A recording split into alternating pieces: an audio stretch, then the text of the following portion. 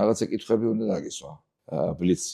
ხმადაბლა რატო ლაპარაკო? გავციდით რაღაც დამარტა არის. მე მეგონა რომ ხედავ მას კარგავ. კი, ეხლა ყველაფერი მოუღვა რა. არა. ვიდა ამოჭერით ვიდა დატოვე. ამასაჭრელად ვერ ვიპოვე კიდე. ხო. ცოტა ლუდი მიაყოლე და მე ყველაფერს მოყვები. ახლა დათრეული. ხო, მეგობარი. გაგიკვირდება, მაგრამ აღარ გამიგდა მე მეგობრობ შენთან რომ ზაჭერდადია. რაც ვიცი მათზე, ნუ ძალიან კარგი ხალხი იყო ერთი მხრიდანაც მეორე, მაგრამ შენ ვის გახარ? მამა ჩემი იყო 13 წლის ასაკში, როცა მამა გარდაეცვა. მე 13 წლის ვიყავი, როცა მამა ჩემი გარდაეცვა. და ოქრო 13 წლის გახდა ჩემი შვილი. მთელი წელი მეშინოდა რომ არ გასამებულიყო. სხვა ტრადიცია არ აქვს ოჯახში რამე ნორმალური. სიკვდილის გარდა. არა. აი ხა რაც შეეხება ჩემს უწესობას როგორც ბაბუის. მივდივარ თიქითკენ ხა მე ჩემს, ნუ ახალგაზრდობისკენ არ მივდივარ. მე ერთ არ მივდივარ შენ. ერთ რამეს წავსვამამდე და მე ამოჭერ. რატო ამოჭერ? თუ ამოჭერ და მაგდედა. მოხდები კარგია ხომ წახვიდე ოდესღაც. ერთი უნდა მოვყვე კიდე. მე ამოჭერ. ნახე და მე კიდე ამოჭერ. არა, რა ვიცი, იმიტომ რომ ისე მიყურებ რომ ყველაფერს ამოჭერ. ეს არის გადაცემა კიდე ახლა გავიმეორებ. უწესო ბაბუებზე. ნორვიზნა ბარათაშვილი ეს არის ბაბუა წესების გარეშე. რა კაი ლუდია? ბაბუა ჩემს უყვარდა სხვა ჩემს ლუდი ზა.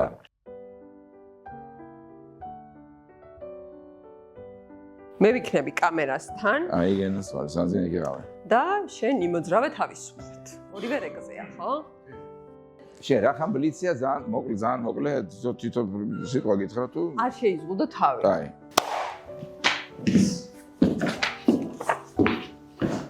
როგორი ბავშვი იყავი? დამჯერი და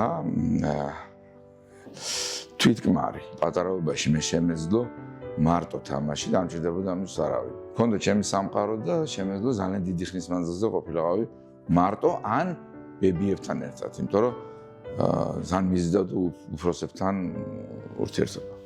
ცოტა უცნაური ბავშვი ვარ, თლათ ნორმალური ალბათ არ არის ეს. ქალების გაზრდილი ვარ, ბევრი ქალის.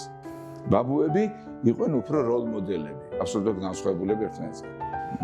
მამა ჩემის მამა, ვისი სახელი და გვარიც საწვატარებ მე, ხო?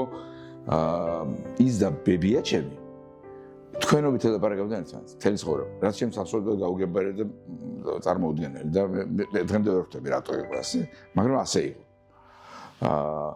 ეს ბაბუა იყო პირიქით აბსოლუტურად თანამედროვე ჩემ მეგობრებთან მეგობრობდა.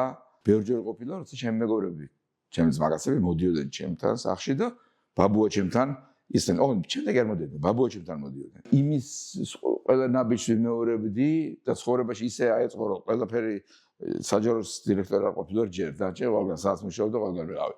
და ნუ საჯაროში ალბათ ოდესღაც იქაც მოვხვდები, ალბათ. წიგნის ასე გითხეთ მაინც, რა თქმა უნდა. თუ იყო შენს ოჯახში რამე წესი, რომლის დარღვევისთვისაც აუცილებლად დაისჯებოდი? წესი იყო ის, რომ სიტყვა არ უნდა გამეტეხა. თუ რაღაც ვიტყოდი, ის მე შემესრულებია. ეს ხო ბაბუა ჩემის, დედჩემის მამის, აკაკი ძიგურის დამკვიდრებული, მოდი ასე ვთქვათ, წესი. და დაჟე გამოიხატებოდა იმაში არ მელაპარაკებდი. ღელავდი, როცა არ გელაპარაკებოდნენ? ძალიან განვიცდიდი ამას, იმიტომ რომ ჯერ ლაპარაკი მიყვარს, როგორც ხედავ, გაუთავებდეთ ლაპარაკობდა. ეხლა მით უმეტეს თავარი ჩემი თანამშრომელი იყო ბაბუა ჩემი და მასთან მქონდა რაღაცა საოცარი ურთიერთობა. შენ რა წესი დაამკვიდრე, როგორც ბაბუამ ოჯახში? იცი რა, მე ვცადე და ვცდილობ, რომ აი ეს წესი გადმოვიღო, რაც ბაბუა ჩემს ჰქონდა, ანუ თუ რაღაცას ვამბობთ და ვასრულებთ, მაგრამ მე კიდე უფრო უპრინციპო ცუდი სიტყვა, რბილი, ხო და ამიტომ მე უფრო დამრღვევი ნებისმიერ წესს, ჩემი და ის რა ქვია, დამკვიდრებული სხვისი დამკვიდრებული ვისწავლებას, ყველაფერს არ ვარ. ყველაზე უწესო საქციელი შეგიძლია გაიხსენო, რაც ბაბუა გახდი მას შემდეგ. ვეთამაშები დავუშვათ პინგ-პონგს და უგებ. ფეხბურთს თამაშობდი და უგებ. აი უწესო ალბათ ყველაზე უწესო აღარ, იმიტომ რომ ბავშვს უნდა რომ რაღაცა მოეგო და არ ვაგებიებდი ყველაფერი მოუგე. იმიტომ რომ სანამ შემიძლია. იმიტომ რომ არიცი რომ მეც თავს ვიმკვიდრებ სახში რაღაცა რომ ჯერჯერობით ჩემპიონი ვარ. კარგი, მე მგონი გიაც მოვიდა. კი ბატონო. მოგცემ შენ აი მკითხვებს და გადაცემის ბოლოს გიასაც დაუსვი, კარგი? კი ბატონო.